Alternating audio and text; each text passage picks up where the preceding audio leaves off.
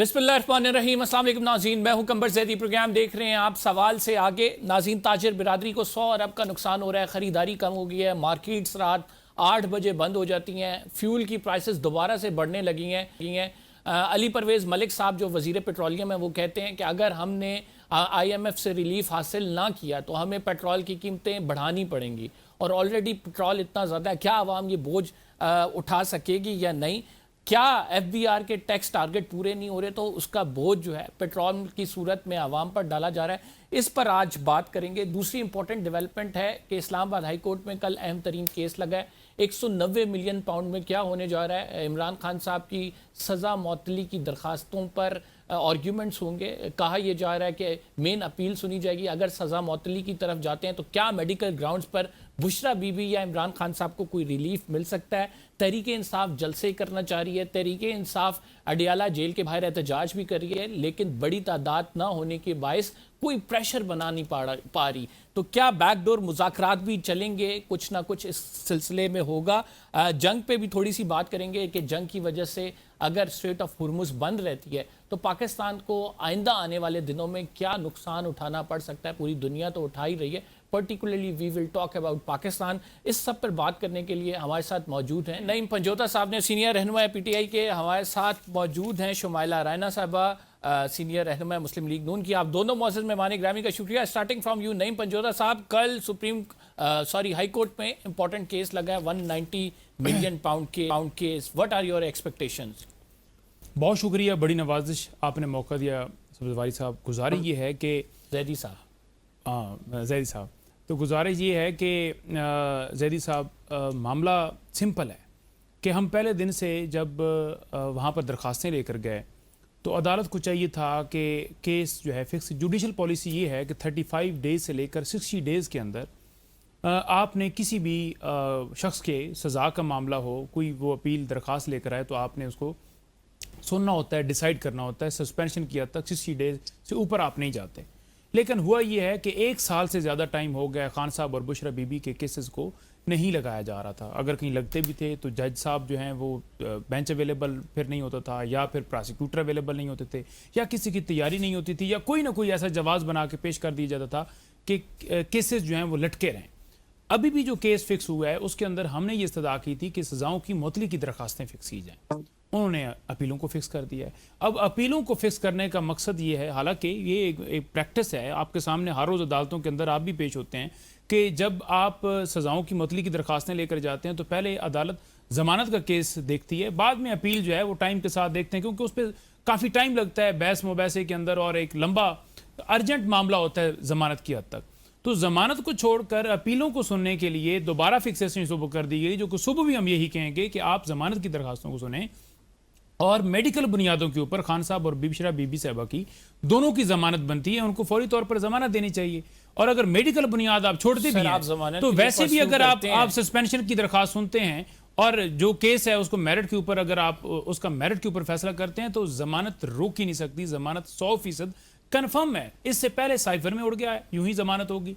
इससे पहले आपके सामने तोशाखाना वन, यूं ही जमानत होगी। नहीं, वो इससे पहले सेंटेंस की तरफ नहीं जाते, वो कहते हैं हम मेन अपील ही सुनेंगे। मेन अपील में आपको खदशा ज्यादा ये है कि लंबा चलेगा, तो आप ऐसी सूरत में क्या करेंगे?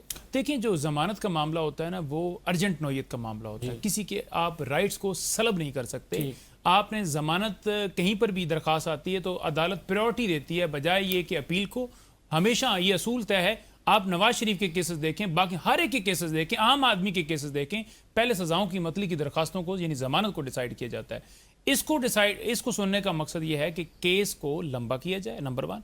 और अगर यहाँ पर अपील खारिज होती है तो फिर ये आईनी अदालत के अंदर सुप्रीम कोर्ट में जाए, क्योंकि वहाँ भी आपने अपनी मर्जी से जजेस बिठाए हुए हैं। यहाँ जिन जजेस के पास सुबह ये केस लागू है, चीफ जस्टिस साहब हैं और उनके साथ आई थिंक आसिफ साहब हैं, तो आपको पता है कि 26वीं तरमीम के बाद ये आए, तो जो है वो जजेस जो आपको पसंद नहीं है, जिन्होंने कहा कि इदारे मुदाखलत कर रहे हैं, उनको तो आप ट्रांसफर कर रहे हैं। जो जजेस पसंद नहीं है, आपने उन्हें इधर उधर जो है भेज दिया है, किसी को लाहौर भेज दिया है, किसी को पेशावर भेज दिया है, किसी को सिंध भेज दिया है। क्यों इतना तासुब बढ़ता जा रहा है? बिस्मिल्लाहिर्रहमानिर्रहीम, बहुत शुक्रिया। देखिए कमर साहब, बात यह है कि किसी भी जज को कोई जाती बुग़्ज़ की बिना पर उसका तबादला नहीं होता। اور یہ پارٹ آف جو ہے وہ سروس ہے، اور میں یہ سمجھتی ہوں what are the کہ reasons اگر یہاں چیف پہ جسٹس جو ایگزیکٹو رول ہے. ایک چھوٹا سا سوال لے لیں پھر آپ ڈیٹیل جواب دیجیے گا. آپ نے کہا کہ تعصب نہیں برتا جا رہا، جو یہ ایک پروسیس ہے، جوڈیشل پروسیس ہے، وہ ہو رہا ہے. چیف جسٹس آف پاکستان کہہ رہا ہے کہ نہیں ان کے ٹرانسفر کی ضرورت. جس آپ کورٹ میں پشاور ہائی کورٹ کے چیف جسٹس کہہ رہے ہیں کہ رائٹ ناؤ نہیں ضرورت، تو پھر آپ پھر بھی وہ پروسیس کیے جا رہے ہیں، تو ایسا کیوں ہے؟ دیکھیے بات یہ ہے کہ کسی بھی جج کا جو ٹرانسفر ہے وہ ذاتی بغض کی بنا پہ نہیں ہوتا، اور نہ ہی یہ پرفارمنس بیس پہ ہے کہ اگر ایک جج بہت اچھا کام کر رہا ہے تو اس کو اب اسلام آباد ہی رہنے دیں، اور چونکہ وہ بہت اچھا ہے تو وہ اسلام آباد میں ہی کام کرے گا. ایسا نہیں ہے. اس جج کی ضرورت پشاور والوں کو بھی ہے، اس جج کی ضرورت لاہور میں بھی ہے، اس جج کی سندھ میں بھی ہے. اور ماضی میں آپ کو شاید یاد ہوگا کہ جسٹس میاں اجمل صاحب ہیں، ان کا جب ٹرانسفر ہوا تھا as a chief justice high court, تو اس کے بعد آپ نے دیکھا ماضی میں عبد القدیر صاحب تھے، ان کا تبادلہ ہوا، اس کے بعد پھر وہ چیف جسٹس بن کے واپس آئے. تو ماضی میں بھی اس کی مثالیں ملتی ہیں، اور معذرت کے ساتھ ان کو وہ ججز چاہیے جو آئین کو ری رائٹ کریں، جو آئین کا تمسخر اڑائیں، جو آئین کی دھجیاں اڑا دیں. یہ وہ ججز کی تلاش میں ہیں. وہ ججز تو اب ناپید ہو چکے ہیں. اب معذرت کے ساتھ ان کو اب یہ لگتا ہے کہ شاید یہ ایگزیکٹو جو یہ ایک تاثر دینا چاہ رہے ہیں کہ ایگزیکٹو جو ہے ان کی انٹرفیئرنس ہے. آپ مجھے یہ بتائیں، جوڈیشل کمیشن میں سب سے زیادہ تعداد جوڈیشری کی ہے، اور وہاں پہ جو آپ دیکھیں شریعت کورٹ کے جج ہیں، وہاں پہ شریعت کورٹ کا سینئر جج ہے، چیف جسٹس ہے، اس کے بعد سپریم کورٹ کے سینئر جج کے اوپر مشتمل ہے. اس کے بعد پھر آپ کے کانسٹیٹیوشنل کے جو کورٹ کے سربراہ ہیں وہ اس کے اندر شامل ہیں. پھر اس کے بعد کانسٹیٹیوشنل کورٹ کا ایک سینئر جج شامل ہے. پھر ان تمام ججز کی ایک اتفاق کے رائے سے ایک سینئر موسٹ جج جو ہے وہ اس کا حصہ ہے. اس کے بعد پھر اٹارنی جنرل ہے، لا منسٹر ہے، سول سوسائٹی ہے، بار کی ریپریزنٹیشن ہے، اراکین قومی پارلیمنٹیرین کی اس کے اندر ہے، سینٹ سے 2 بندے لیے گئے ہیں، اور وہ اپوزیشن اور حکومت جی دونوں طرف سے ہیں. اب ان کو کل ملا کے، ان سب کو کل کو ملا کے جو ریپریزنٹیشن ہے وہ جوڈیشری کی ہے. بار کا مطالبہ یہ تھا. اس کے بعد ججز نے یہ فیصلہ کیا کہ ٹھیک. کمیشن نے یہ آپ فیصلہ کا کیا، کوائٹ ویلڈ، جوڈیشل آپ کا کمیشن نے یہ پوائنٹ آ فیصلہ گیا. کیا کہ ہاں ججز کو تبدیل کیا جائے گا. آئین کا آرٹیکل صحیح 200 جو ہے وہ ان کو بااختیار کرتا ہے کمیشن کو. صحیح. جوڈیشل کمیشن جب کسی کو تعینات کر سکتی ہے تو جوڈیشل کمیشن ہی ان کو جی ٹرانسفر بھی ہٹا کر سکتی سکتی ہے. ہے. اور پنجوتا صاحب ٹرانسفر آپ سے کو چاہیے یہ ثاقب معنی نثار. کبھی بھی نہیں جی لیے جا سکتے. جی پنجوتا صاحب آپ کو چاہیے ثاقب نثار، منیف فاروق، اعجاز الاحسن جیسے جج، وہ بھی تو آپ لوگوں کی حمایت کرتے تھے. تو آپ کو تو وہ ججز چاہیے. وہ کہتے ہیں کہ اگر آپ ہم پر یہ الزام لگاتے ہیں تو وہ آپ لوگوں کے حوالے سے بھی تو ججز پر الزام موجود ہے. اور ایک ٹرکوں عمر والے عطا بھی تھے بندیال، ہاں عمر عطا بندیال صاحب بھی، وی کانٹ فارگیٹ ہم. دیکھیں قمر صاحب، بات یہ ہے نا کہ عمر عطا بندیال صاحب بھی تھے جنہوں نے رات کو جو ہے جس طرح سے جو ہے وہ سنوائی کی تھی، اور جس طرح عمران خان صاحب کو ہٹایا گیا اس میں جس طرح ان کا رول تھا، جس طرح اس وقت عدالت کھلی، اس وقت یہ لوگ اس وقت تو کہتے تھے کہ دیکھیں جی یہ آئین کی منشا کے مطابق ہوا، آئین کو جو ہے وہ ڈی ریل کرنے لگے تھے اور ہم شکر گزار ہیں. آج وہ موقف تبدیل ہو گئے اور آج ایک ملبہ ڈالا جا رہا ہے پی ٹی آئی کے اوپر. جو شخص حق کی بات کرے گا ہم کہیں گے ٹھیک ہے، جو غلط کرے گا ہم کہیں گے غلط. اب دیکھیں میرے اوپر 22 سے 23 مقدمات ہیں: ڈکیتی، چوری، پولیس پر حملہ، 324 یعنی قاتلانہ حملہ، دہشت گردی، اور مختلف دفعات درج کی گئی ہیں. اگر ان میں سے ایک دفعہ بھی میرے اوپر آپ ثابت کر دیں کہ وہ جینون ہے، یعنی ایک کے بعد ایک پرچہ کسی پہ غلط ہوتا ہے نا، تو وہ اگر بات کرے کہ میرے اوپر جھوٹا مقدمہ ہے تو اس مقدمے کو خارج کیا جاتا ہے. یہ نہیں ہوتا کہ آپ دوسرا مقدمہ دے دیں. 23 مقدمے تو میرے پہ بنا دیے. تو یہ واضح مثال ہے کہ عمران خان صاحب کے اوپر بھی اسی طرح جھوٹے مقدمات بنائے. کیا عدالتوں کو نظر نہیں آ رہا؟ ہم ہر روز عدالت کے اندر جاتے ہیں تو انہیں عدالت ہو رہی ہے، آپ کا حکم نہیں مانا جا رہا. ہم اڈیالہ جیل کے بعد حکم بھی برقرار ہے، حکم ختم نہیں ہوا. کہا گیا کہ آپ ہر منگل کو ملاقات فیملی کی کرائیں گے بکلا کے. عمران خان صاحب کی ہیلتھ کے لیے جاتے ہیں کہ ان کا پراپرٹی نہیں کیا احتجاج جاتا. کریں، اپنی ورث بنائیں، پریشر ڈالیں. وہ علیمہ خان صاحبہ کیا کہہ رہی ہیں؟ جی علیمہ خان صاحبہ کہہ رہی ہیں ناظرین کہ پارٹی کو ہم کہتے ہیں کہ ہمارے لیے نہ نکلیں، ہم بہنوں کے لیے نہ نکلیں، عمران خان صاحب کے لیے نکلیں. بالکل بالکل پہلے بھی پارٹی جو ہے عمران خان صاحب کے لیے اڈیالہ کے باہر کتنے لوگ ہوتے نکلتی ہیں؟ ہے اور دیکھیں میں خود موجود ہوتا ہوں, میں ہر بندے کا ٹھیکیدار تو نہیں ہوں, بڑی تعداد کے اندر لوگ آئے, بڑی تعداد کے اندر لوگوں نے وہ آ کر تو نمائندگی وہاں پہ کی. فوٹیج آئی تھی, کوئی 10-15 لوگ کھڑے ہوئے تھے. نہیں وہ دیکھیں کل تعداد کم تھی, اوورال وہاں پر جو ہے 5-6 ہزار بھی لوگ گئے اور ایک اچھی اسٹرینتھ کے اندر لوگ گئے. اس کا دیکھیں وہ ایک معاملہ یہ ہے کہ ہم جا کر احتجاج اس لیے کرتے ہیں, کھڑے ہوتے ہیں کہ خان صاحب اور ان کی بہنوں کے ساتھ اظہار یکجہتی ہو, لیکن وہاں ہمیں کھڑا کیوں ہونا پڑتا ہے, ہمیں احتجاج کیوں کرنا پڑ رہا ہے؟ کیا پاکستان کے اندر جو نظام ہے وہ جو ہے سارا مفلوج نہیں ہوگا؟ تو یہ واضح مثال ہے نا کہ یہاں پر ڈکٹیٹرشپ چل رہی ہے, یہاں پر مارشل لا لگ چکا ہے, کسی کے بنیادی حقوق اس کو حاصل نہیں ہے. انہوں نے بات کی کہ جوڈیشل کمیشن, دیکھیں انہوں نے بات کی کہ جوڈیشل کمیشن جو ہے اس کے پاس ثوابدید ہے, آرٹیکل 200 کا انہوں نے حوالہ دیا اعظم نذیر تارڑ صاحب کا, وہ کلپ نکالیں جو شاہ زیب خان زادہ کے ساتھ وہ بات کر رہے تھے, اور انہوں نے گفتگو کرتے ہوئے کہا تھا کہ اس جج سے پوچھا جائے گا اگر وہ فار ایگزامپل نہیں جانا چاہتا تو وہ اپنا وہاں موقف ریکارڈ کرائے گا, اس کو موقف ریکارڈ کرانے کی اجازت ہوگی. یہاں پر بابر ستار صاحب نے یہ کہا کہ میں نے لیٹر لکھا کہ میرا موقف لیا جائے, لیکن نہیں سنا گیا. اگر پھر بھی آپ کہتے ہیں کہ اسی 100 بھی تیل ودا لی تسی کی کر لینا ہے, تو پھر تسی قبضہ کر کے بیٹھے ہو, ایک دن تو تسی جانا ہی جانا انشاءاللہ تعالی لگے ہاں سی. یہ مطلب جو نیچر ہے نا, ڈکٹیٹوریل نیچر, اس کے بارے میں تھوڑی سی بات کر لیتے ہیں. ملاقاتیں نہیں کرانی, جو کیسز ہیں وہ چاہے نہیں لگیں گے 1 سال سے, حکومت کا اپنا بھی ایک رول ہوتا ہے. اگر آپ کہتے ہیں کہ سارا عدالت کے, حکومت کا اپنا بھی, چونکہ وہاں پہ ایڈوکیٹ جنرل بھی ہوتا ہے, اٹارنی جنرل بھی ہوتا ہے. اگر پھر آپ تیسری چیز پہ آتے ہیں, آپ یہ لوگ کہتے ہیں کہ جلسہ کرنا ہے, آپ کہتے ہیں نہیں جلسہ نہیں کرنا. یہ لوگ کہتے ہیں کہ ہم نے ریلی کرنی ہے, آپ کہتے ہیں ایسی کی تیسی سوٹے اٹھا کے ہم آ رہے ہیں کہ کیسے کر لوگے. آپ نے کس طرح سے اپوزیشن کو لے کے چلنا ہے؟ یا تو پھر آپ یہ اعلان کر دیں, ہمارے پاس یا تو یہ اعلان کر دیں کہ بس ہم کریں اور یہ جمہوریت کوئی نہیں ہے, پھر ہم ٹھیک ہے ہم کہتے ہیں کہ وی ول سبمٹ ٹو یو. اگر یہاں پہ جمہوریت ہے تو وہ بریتھنگ سپیس تو دیں نا. آپ دیکھیں, سب سے پہلے آپ کسی کی پنجوتا صاحب ہیں اور آپ لوگ بھی قانون سے واقف ہوں گے یقیناً. سب سے پہلے لاء کے اندر نا ایکٹس ریا اور مینز ریا دیکھا جاتا ہے, آپ کی نیت دیکھی جاتی ہے. حکومت کی نیت اور انٹینشن ڈے 1 سے ویری کلیئر ہے. اور محمد شہباز شریف وزیر اعظم جو ہیں, انہوں نے کتنی دفعہ فلور آف دی ہاؤس پہ اور ان کے نمائندگان کو بھی پیغام بھجوایا کہ آپ آئیں, بیٹھیں, ہمارے ساتھ بات کریں. ڈپٹی پرائم منسٹر نے ان کو دعوت دی, ان کو لا منسٹر جو ہیں وہ دے چکے ہیں, وزیر دفاع دے چکے ہیں, ان کو وزیر اعظم کے مشیر رانا ثناء اللہ جو ہیں انہوں نے بار کہا ہے. ابھی پچھلے دنوں وہ اپوزیشن سینٹ میں جو اپوزیشن لیڈر ہیں ان سے ملے ہیں, ان سے ملاقات کی ہے, اور اسپیکر قومی اسمبلی جو ہیں انہوں نے بھی برج کا کردار ادا کرنے کی ان کو اپوزیشن کو آفر کی تھی. لہٰذا یہ لوگ کسی بھی مذاکرات کی طرف آنا ہی نہیں چاہتے, اور یہ چاہتے ہیں کہ مذاکرات کیے بنا ان کو جو ہے ان کے کیسز ختم ہو جائیں, ان کو ریلیف مل جائے, یہ باہر آ جائیں. آپ مجھے یہ بتائیں کہ کسی بھی معاشرے میں جہاں پہ آئین اور قانون کی بالادستی ہوگی, وہاں پہ وزیر اعظم ان کے کیسز کیسے ختم کر دیں گے؟ ایک بندہ جس کو ایک جوڈیشل پروسیس کے تھرو اور ایک جو قانونی پروسیس کے تھرو جو ہے اس کو سزا ہوئی, اس کو جزا ہوئی, وہ ایگزانوریٹ ہو جائے, وہ انوسنٹ ڈکلیئر ہو جائے, وہ یہ تمام معاملات جو ہیں وہ کورٹ کے ہیں. اس سے نہ تو چیف منسٹر کا کوئی تعلق ہے, اس سے نہ ہی وزیر اعظم کا کوئی تعلق ہے. لہٰذا میں یہاں پہ یہ سمجھتی ہوں وہ کہہ رہے ہیں ہمیں آپ بریتھنگ سپیس بھی نہیں دے رہے. Breathing space refers to the political activities inside Punjab. Sir ان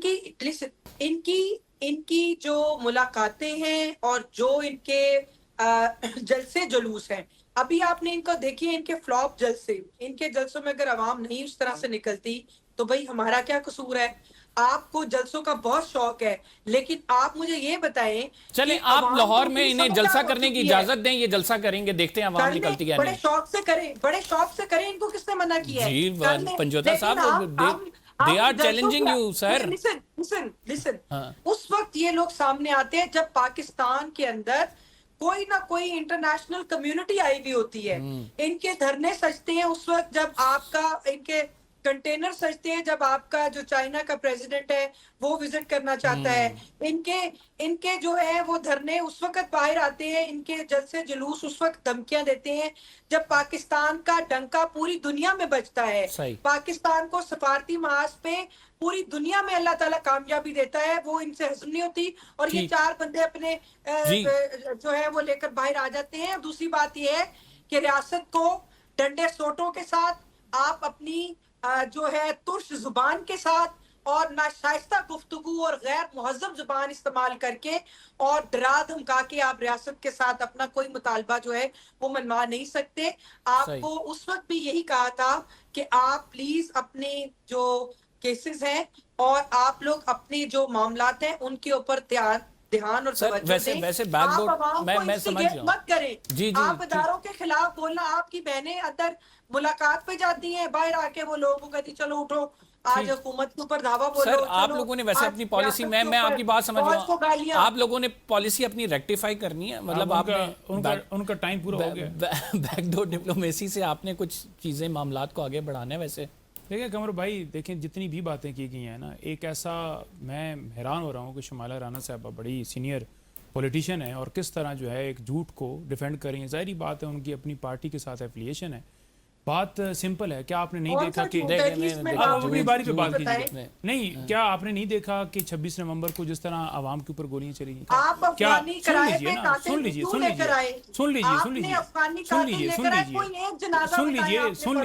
لیجیے نعیم پنچوتا صاحب, آپ نے کوئی ایک جنازہ پڑھا ہو, انیس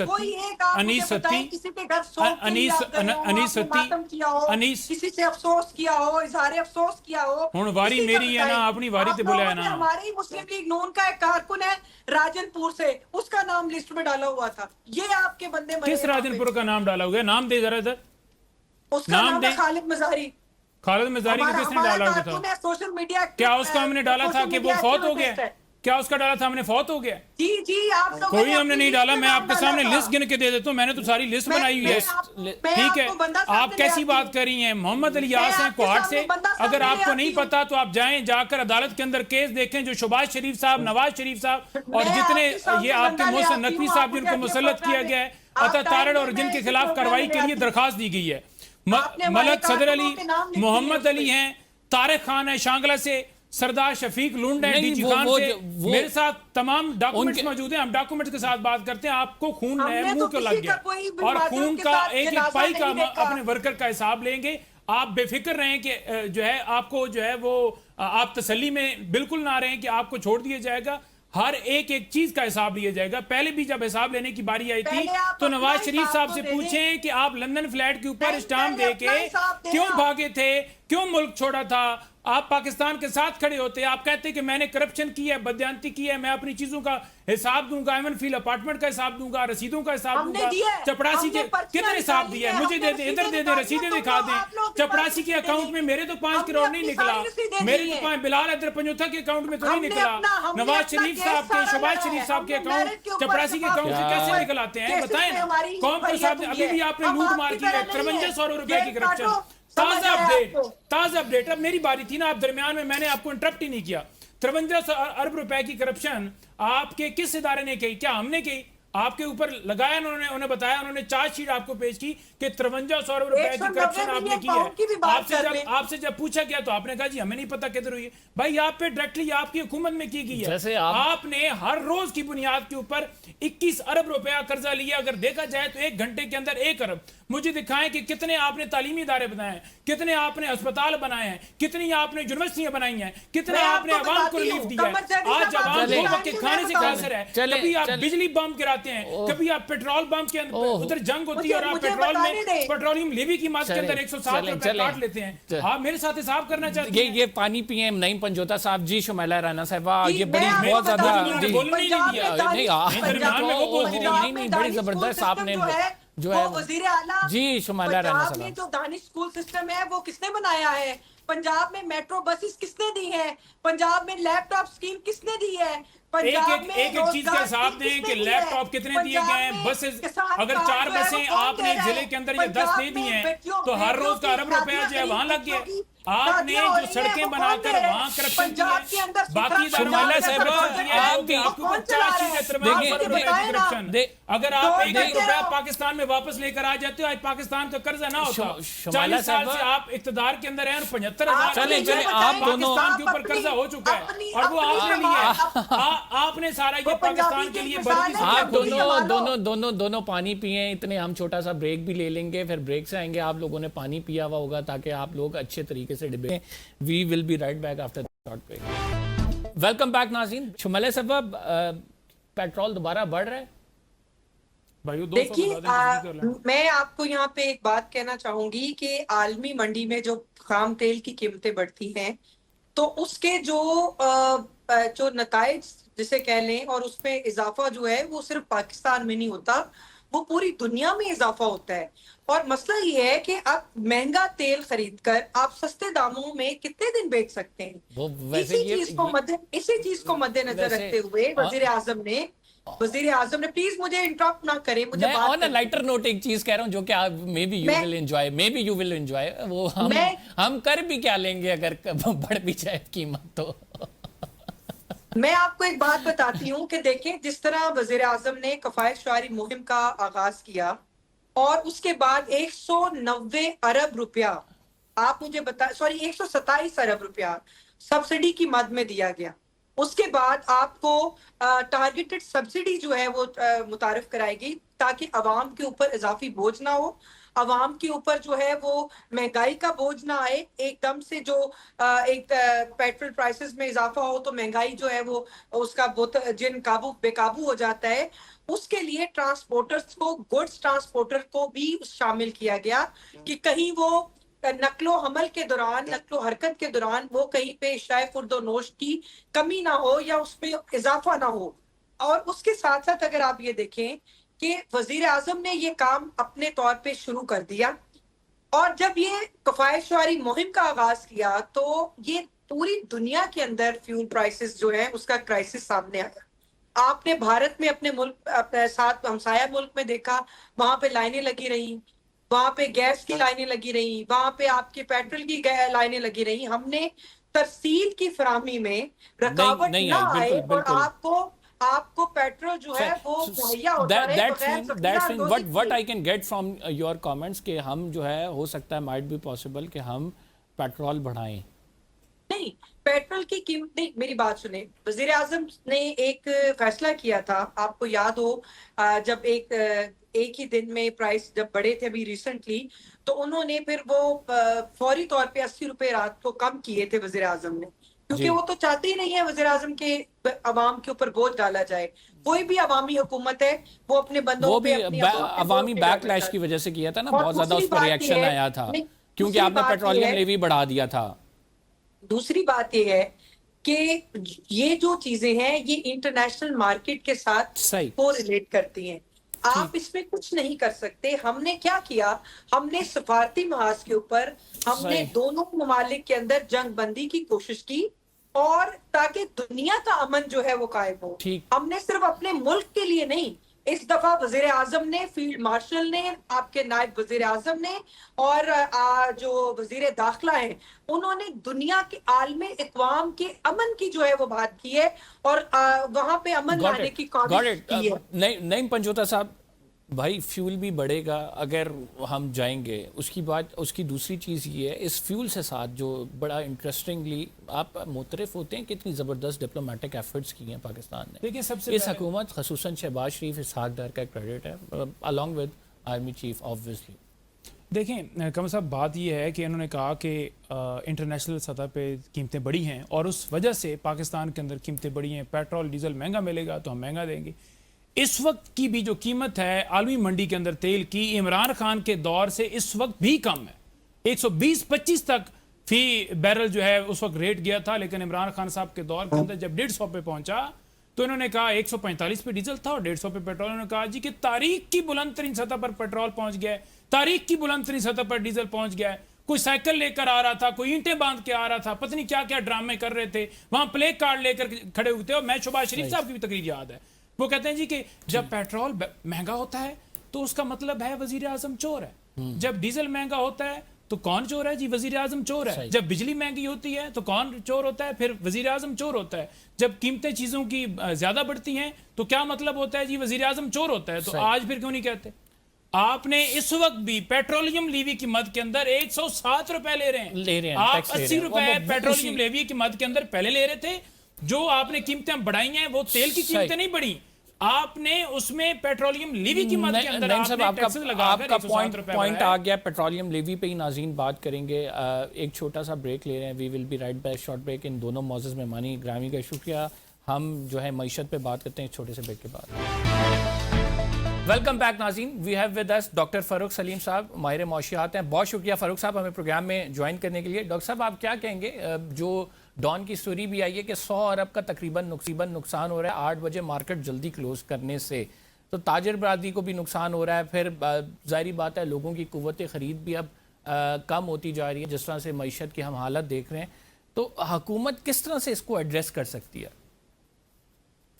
دیکھیے میرا ذاتی تخمینہ تو یہ ہے کہ اس سے کہیں زیادہ کا نقصان.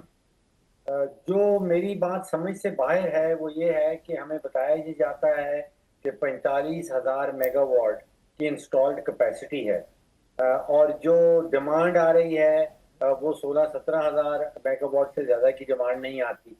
تو پھر پرابلم کیا ہے, شارٹیج کس چیز کی ہے, بجلی کم کیوں بیچی جا رہی ہے؟ یہاں پہ تو ہونا یہ چاہیے کہ اگر آپ کے پاس 45,000 میگا واٹ کی انسٹال کیپیسٹی ہے تو آپ کو تو مارکیٹنگ کیمپین کرنی چاہیے کہ بجلی خریدیں. ہمارے پاس اتنی فیسلٹی اویلیبل ہے, زیادہ سے زیادہ بجلی خریدیں. جتنی زیادہ بجلی بکے گی اتنا آپ کا پر یونٹ جو کیپیسٹی پیمنٹ ہے وہ کم ہوتی چلی جائے گی. اور جو اس سے بھی بنیادی سوال میرے ذہن میں اٹھتا ہے کہ یہ واحد ملک ہے جہاں پہ حکومت پاکستان پورے ملک میں جتنی بجلی بنتی ہے اس کو خرید لیتی ہے, اور پھر وہ خریدی ہوئی بجلی جو ہے وہ فروخت کرتی ہے, اور اس خرید و فروخت میں کوئی 700 سے 800 ارب روپے کا نقصان کر دیتی ہے. اب یہ کوئی 25 سال سے یہ کام کر رہی ہے, یہ دکان چلا رہی ہے جس میں 700-800 ارب کا نقصان کرتی ہے, جس میں کوئی گردشی قرضہ 2,500-3,000 ارب پہ پہنچ گیا ہے. تو بھیا اگر آپ سے دکان نہیں چل رہی تو دکان بند کر دیں. یہ پرائیویٹ سیکٹر کا کام ہے, آپ حکومت ہیں, آپ حکمرانی کریں. آپ کیوں بجلی کے ریٹ فکس کرتے ہیں, گیس کے ریٹ فکس کرتے ہیں, آپ پیٹرول کے ریٹ فکس کرتے ہیں, آپ ڈیزل کے ریٹ فکس کرتے ہیں؟ جو آپ کا کام ہے وہ کریں, جو حکمرانی ہے.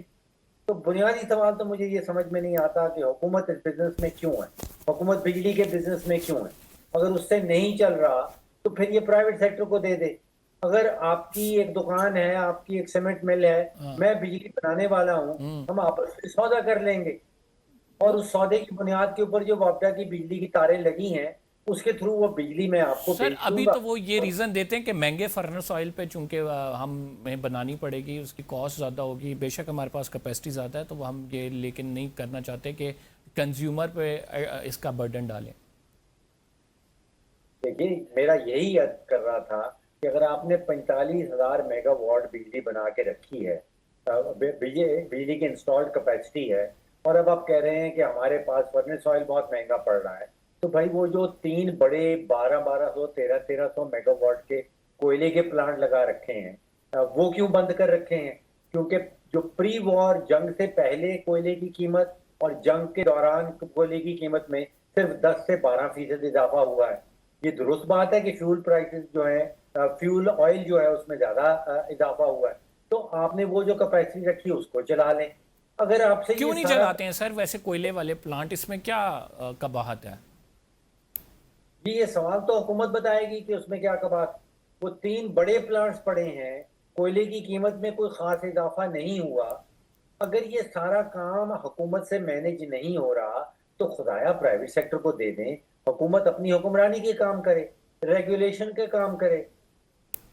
جی اس کے ساتھ ہم یہ بھی دیکھ رہے ہیں ڈاکٹر صاحب کہ اب آنے والے دنوں میں علی پرویز ملک صاحب کہہ رہے تھے کہ ہم نے جو ہے نا اگر ہمیں آئی ایم ایف سے ریلیف نہ ملا تو ہم پیٹرول پرائسز بڑھائیں گے، اور وہ بالکل رائٹ ڈیسیجن ہوگا کیونکہ ہم برڈن نہیں ایکسیپٹ کر سکتی ہماری اکانومی۔ پھر دوسری جانب اگر ہم دیکھیں تو وہ بڑا امپورٹنٹ فگر ہے کہ ہمارا جو تیل کی کھپت ہے اس میں بڑا ڈراسٹک چینجز ہیں۔ 30 کروڑ ڈالر کا جو ہمارا بل تھا وہ 80 کروڑ ڈالر تک پہنچ گیا سر ایک ہفتے میں، تو ہاؤ ڈو یو سی دس؟ دیکھیے یہی ساری تکالیف جو ہیں یہ انڈیا کے سامنے بھی ہیں، وہ بھی اسٹریٹ آف ہرموز سے تیل لیتا ہے، وہ بھی عالمی منڈی کی قیمت دیتا ہے، یہی پرابلم جو ہے وہ بنگلہ دیش میں بھی ہیں۔ لیکن نہ انڈیا میں اور نہ بنگلہ دیش میں فروری جب سے یہ جنگ شروع ہوئی اس سے اب تک کوئی خاص تبدیلی آئی ہے قیمتوں میں۔ وہاں پہ حکومت جو ہے وہ اپنے ایکسائز ٹیکسیشن کو ایڈجسٹ کر لیتی ہے، وہ باقی ٹیکسیشن کو ایڈجسٹ کر لیتی ہے، اور اس کی کوشش یہ ہوتی ہے کہ عوام کو ایک سٹیبلائز پرائس ملے۔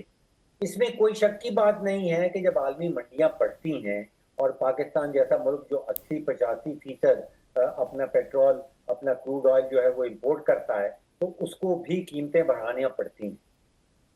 لیکن طریقہ کار کچھ ایسے بھی ہیں جہاں پہ ہم صرف لیوی بڑھا دیتے ہیں جب عالمی منڈیوں میں قیمت نہیں بڑھی ہوتی۔ ہم نے یہ بھی دیکھا ہے کہ جب پرانا تیل جنگ سے پہلے خریدا ہوا تیل جو ہے وہ حکومت کے پاس اسٹاک میں ہوتا ہے، حکومت کے وہ ہمارے اداروں کے پاس اسٹاک میں ہوتا ہے، وہ آئل مارکیٹنگ کمپنیز کے پاس اسٹاک میں ہوتا ہے، وہ ریفائنریز کے پاس اسٹاک میں ہوتا ہے، اور ان کو پھر اربوں روپے کا فائدہ مل جاتا ہے جب حکومت ایک اعلان کرتی ہے رات کو 11-11:30 بجے۔ تو یہ اگر حکومت سے وہی دوبارہ سے اگر حکومت سے یہ کاروبار نہیں چل رہا تو حکومت یہ کاروبار کرنا چھوڑ دے۔ 160 روپے لیوی لے رہے ہیں سر ہم جو فیول پہ ابھی، اور جو کہ آپ کو پتہ ہے کہ 160 پہ چلی گئی تھی، اب تو یہ تو کم ہو کے پھر پرائم منسٹر نے اناؤنس کیا تھا۔ تو ہم کیا ایکسپیکٹ کریں کہ اب جو پرائسز بڑھیں گی اس میں لیوی بڑھے گی، یا چونکہ انٹرنیشنل مارکیٹ میں بھی وہ جمپ کر گیا ہے $100 سے ابو چلی گیا ہے تو اس کا امپیکٹ آئے گا؟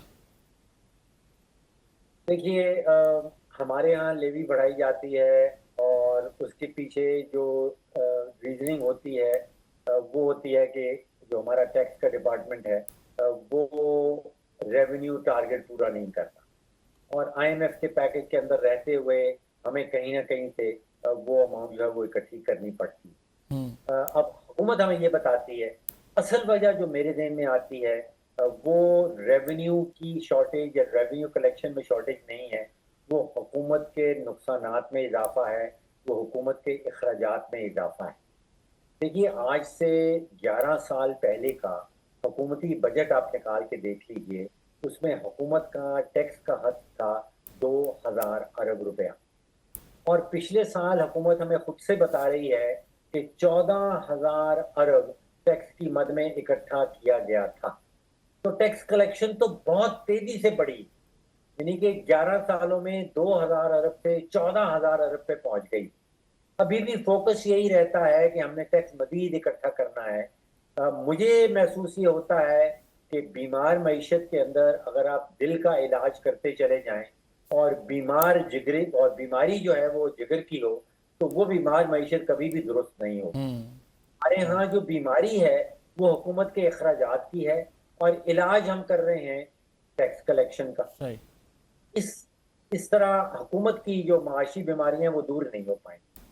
When we talk about the particular issue of OPEC, UAE, as you know کہ اس نے OPEC چھوڑ دیا ہے، ریجن پہ اس کے کیا اثرات ہو گئے ہیں، خصوصاً وہ ممالک جو تیل امپورٹ کرتے ہیں وہ کس طرح سے اس کو دیکھ رہے ہیں؟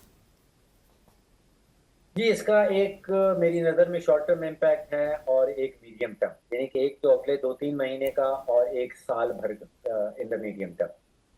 شارٹ ٹرم میں جیسے ہی یو اے نے اعلان کیا کہ اوپیک کو چھوڑ رہی ہے تو ایک وہ غیر یقینی کی فضا سامنے آ گئی، اور پیٹرول اور خام تیل کے اندر ہم نے دیکھا کہ جس کو ہم اکنامکس کی زبان میں کہتے ہیں انسرٹنٹی پریمیم، یعنی کہ ایک فیئر پریمیم، ایک خوف کا پریمیم آ گیا کہ یہ اچانک کیا ہو گیا۔